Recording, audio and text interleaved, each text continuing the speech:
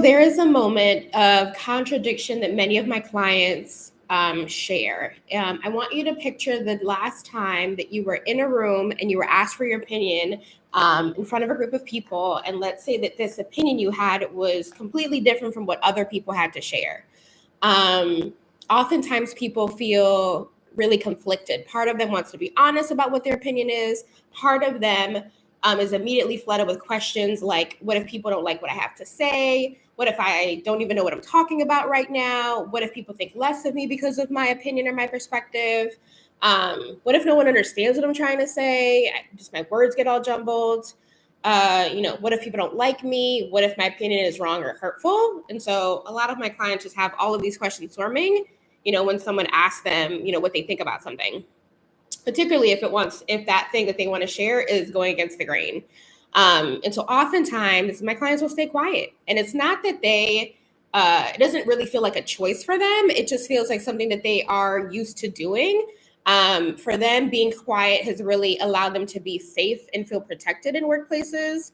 And so at this point, they've been doing it for so long, it kind of feels like second nature.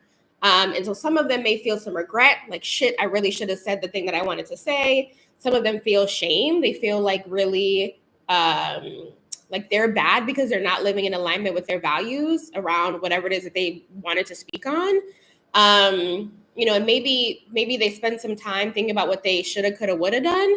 And I want to be honest and share that I've landed in those places too. And so I want to make sure that in this video that you walk away with some course of action that will allow you to still protect your safety, but also understand why is it so difficult for marginalized nonprofit leaders to really speak up in the moment? And what about our experience makes it so that we kind of either choose silence or silence feels like our only choice sometimes. But before I get too ahead of myself, my name is Petra Vega. I am an anti-oppressive leadership coach, and I work with marginalized nonprofit leaders who really want to speak up in crucial moments in meetings, even when self-doubt may be getting in the way. Let's get to the topic of hand, right? Why are marginalized nonprofit leaders remaining silent in these moments? I really want us to zoom out a little bit. I know that you might be really focused on your own personal experience, but I want us to move out a little bit, to zoom out a little bit, and for us to better understand how silence has become this action that you've taken, either by choice or kind of an autopilot. Because my sense is that the silence really comes from a seed of self-doubt, and I really want us to interrogate where the fuck that self-doubt came from, right? And so one of the best frameworks that I have found to better understand what is it about self-doubt that feels really prickly for those of us on the margins. And the framework that I want to share with you is called the 4 Eyes of Oppression. This is an approach that was created by John Bell, who's an activist, an author, and a trainer, if you're not familiar. He initially imagined these 4 eyes, which I'll get into, as like different layers happening side by side. But from my experience, I really found that these layers of oppression are really more like a Russian doll, like they're operating one inside of the other, which is why I think it could be even more difficult for us to kind of unravel from those things and even figure out like, well, fuck, what layer is kind of getting in the way for me? I want you to kind of remember that scene in Shrek where Shrek was like, I got layers, I'm an onion. Like, this is what oppression is. Oppression is like an onion, right? And so if you can kind of imagine that, I want you to kind of do that if you can. And so at the top of this layer, John Bell describes it as the ideological layer. This is the layer that's all about what are the big ideas and the concepts that are happening in society. And I really take that to mean for those of us that are in marginalized identities, I think the big idea that is floating around society is that we are either too much or not enough, and sometimes at the same time, which is just even more complicated. Some of us, depending on our life experience, received the message that we were too much. Maybe we're too emotional, too girly, too fat, too ugly, too whatever the thing is, on one hand. And for some of us, we got the message that we were not enough. We are not smart enough. We are not pretty enough. We are not, our voices are not worthy. Like, there's a not enoughness or not too muchness that many of us may have been are carrying in terms of the images, in terms of the ideas that we are receiving. And so that is at play here. So I want to like offer that is the first layer. within that layer is this layer called institutional oppression. And this one really speaks to, okay, what are the ways that those big ideas, those belief systems get put into institutions like schools and churches and the law and, how we do money, all of these. I think I said school already. I believe school is such a big one, right? But so how do those beliefs get translated into all of these different systems? And I think the thing that we get for those of us on the margin, we get this message that says because we are in this marginalized identities, we don't get access to particular services or resources, right? Many of us on the margins may not have had access to good quality schooling. Like that is not unintentional. That's coming from this belief around like you're not enough, right? Or you don't deserve a particular type of service or access that other people do. In other institutions, I was just thinking about this morning how I've had friends who are disabled and have had to fight tooth and nail to get particular access to accessibility supports in school, in college. And so again, we can kind of see the way that idea around the too much, like, oh, your need is too much, and I can't really, it's not, your needs are not part of, general education, a general requirement. This is something special and like something that we don't really want to be that special. And so we see here that there's like these institutions in place. And so this is like, for those of us that might be multiple marginalized and may have a lot of experience with these systems. Like I'm someone who grew up as poor. And so I have a lot of experience with social services and being able and how easy or difficult it's been to access those things, right? And what are the ways that I received the messages around like you are too much and not enough from an institution, right? And so that is the second layer. Again, we got the ideological oppression, we have institutional oppression, and then we have this third layer down described as interpersonal oppression. And so this one really speaks to what are the ways that we play oppression on each other, right? So again, there's like this larger idea that is swimming in the world, that those ideas get put into the institutions, into the places, the like physical and non-physical places that we occupy. And then, people inhabit those fucking places. And so an example of the kind of message that we kind of can receive here in the interpersonal oppression piece is that because you're a part of this marginalized identity, you deserve to be treated lesser or badly, right? And so, we have heard lots of things. I think this is a place where we can think about stereotypes as an example. So I know growing up Latina, I always heard this trope around this like spicy Latina, right? Or just like that we have all these attitudes, right? And so there's something about the like, oh, you're too much, you have too much attitude, you have too much mouth, there's too much that you want to say that actually I want to treat you less than because of that. We know that Black women are maybe plagued from the angry Black woman trope, and what are the ways in which that shit plays out in workplaces around like being too aggressive or being direct or not being a team player. And so again, here are the ways that like these ideas in these institutions and then enacted by people, all of these things are not helping us be able to believe in our voices. And so again, there's all these like different layers that are set up against us to make it seem that silence is the only option. And then that brings us to the final layer called internalized oppression. And this is really a place where, for those of us on the margins, I think we learn to believe that our experience cannot be trusted or valued, right? So I want to bring us back to, again, this idea around being too much or not enough that has dropped down into the institutional level where we're having certain experiences around like, okay, because of this belief, I don't get access to certain things, or it's really fucking hard for me to get access to things that people who are not on the margins can get access to, or the quality that I get access to isn't as good as the quality of other people. And then once we're in those systems, we're navigating the world as we are, there's certain messages and experiences that we get from other people who are also reinforcing that shit. And so of course, we're going to believe, oh yeah, because I don't get access, I must not have needs. I must not get to have needs, and I must not get to have them met. Because there's this belief that I am too much. Of course, if I try to speak up in this meeting, people are going to think I'm aggressive, and so I'm not going to say anything. Or the like, okay, if I have received the message that it is okay for me to be treated badly, I of course am not going to speak up when someone in fact does treat me badly, and then that is unfair.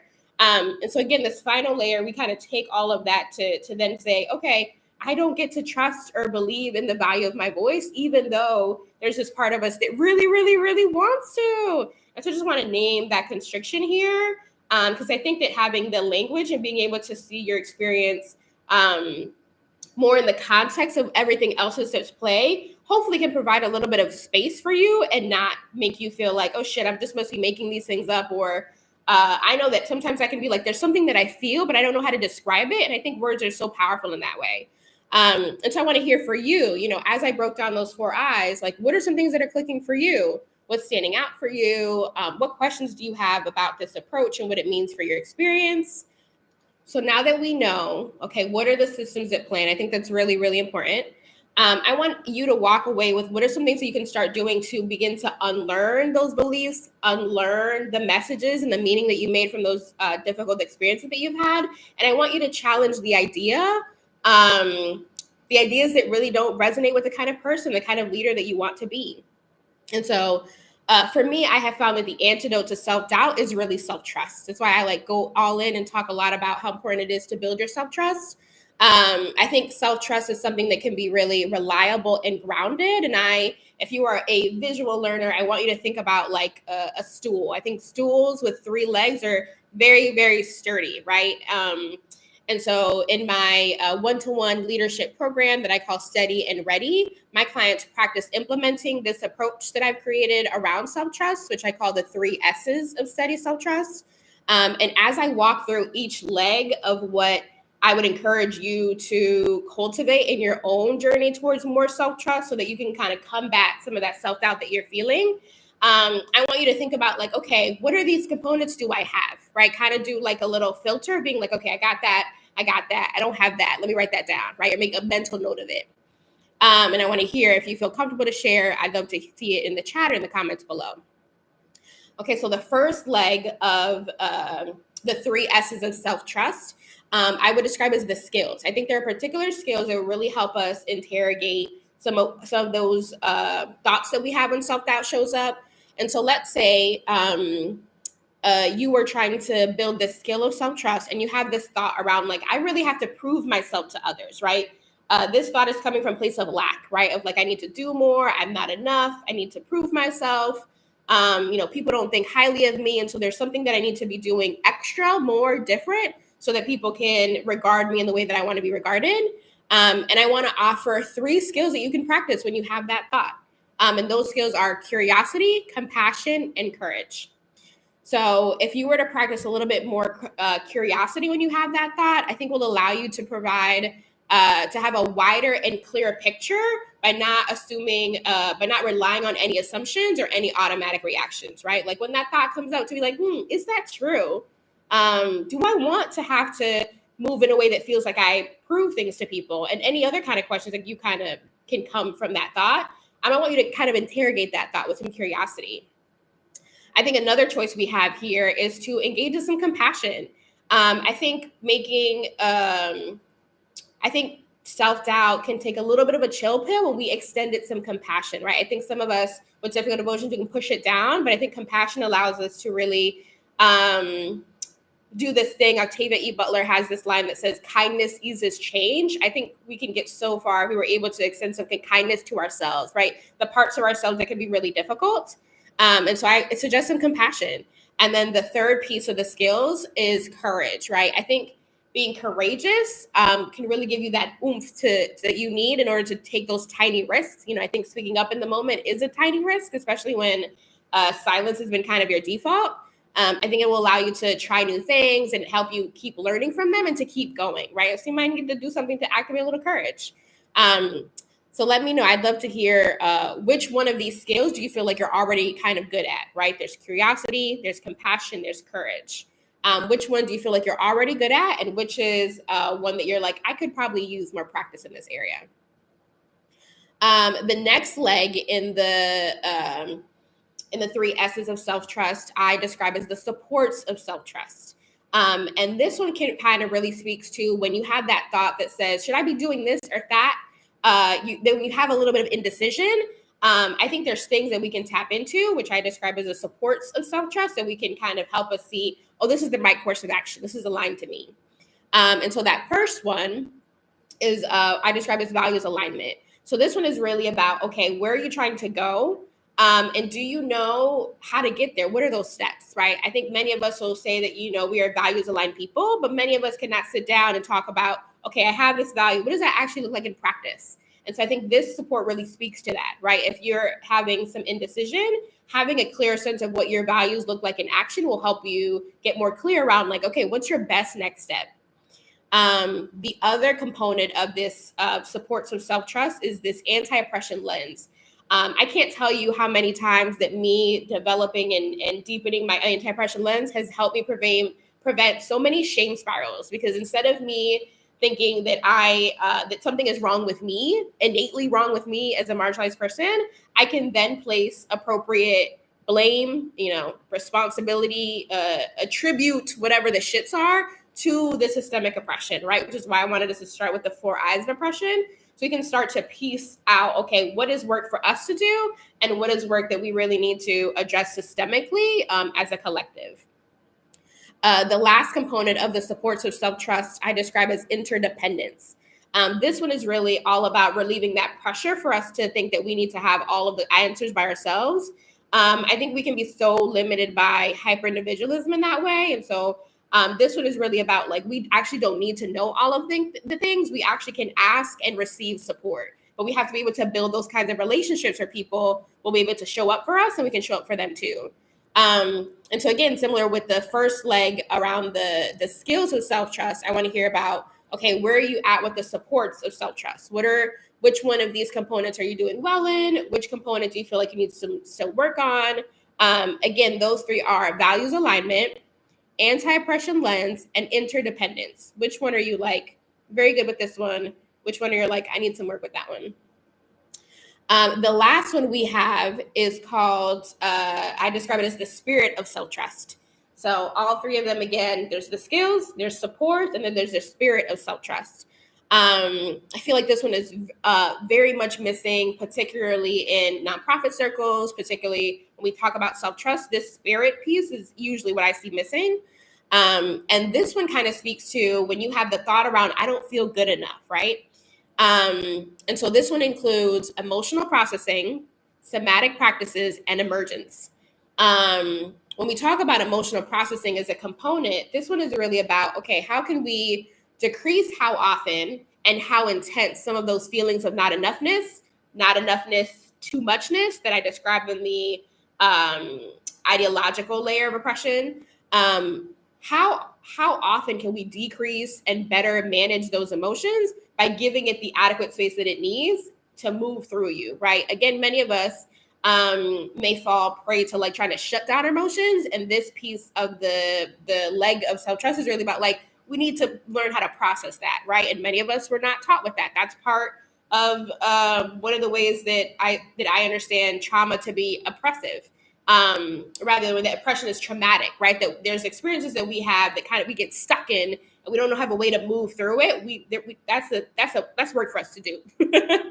The next component of this one is around somatic practices. I think there's a lot of time that there's things we want to do in our minds, but if we don't have a practice, because change happens in the body, changing and doing something new can be really difficult. And so I think I have found somatic practices to really be able to help you calm your mind and help you move from this headspace into your gut, into your intuition, into your higher self, if that language speaks to you, in order to move you forward into more confidence, right? And then this last piece involves emergence. And this one is really speaking to like my love for emergent strategy, that I think that part of the spirit of self-trust is about being open to being pleasantly surprised by the unexpected. I think sometimes we can be too strategic and we can want to try to have a formula like, okay, what is a 5-step formula to help me speak up, right? Like I'm giving you the nonprofit disruptor survival toolkit, 5 tips. Even those tips are not all linear, right? And even there's probably more tips if I were to sit down and think about it. But I think those are good 5 to start out with. But I think there's something that we can learn around emergence, about being like, there's just some shit that might come up if we are present and open to receiving those things. So again, I would love to know, what of these pieces of components feel like still questions for you? What do you think about this approach? What are some things that are resonating? What do you still have questions about? All right. So I want to invite you again, if you haven't already, to download the Nonprofit Disruptor Survivor Toolkit. Again, there I include 5 tips to help you speak up in meetings and without all the second guessing, so you can get your liberatory ideas heard and implemented.